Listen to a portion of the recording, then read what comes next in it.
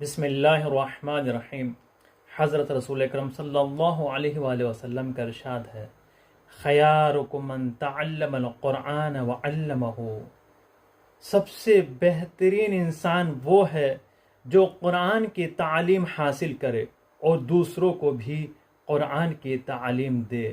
لیکن افسوس کا مقام ہے، آج ہمارے قبیلے میں، خاندان میں، قوم میں آپ دیکھ سکتے ہیں، ملاحظہ کر سکتے ہیں، کتنے افراد ہیں جنہوں نے قرآن کی تعلیم حاصل کی ہے، کتنے افراد ہیں جو قرآن آج پڑھنا جانتے ہیں۔ افسوس ہوتا ہے جب کسی کا انتقال ہو جائے تو شرمندہ ہوتے ہیں، کاش ہم قرآن پڑھنا سیکھ لیتے۔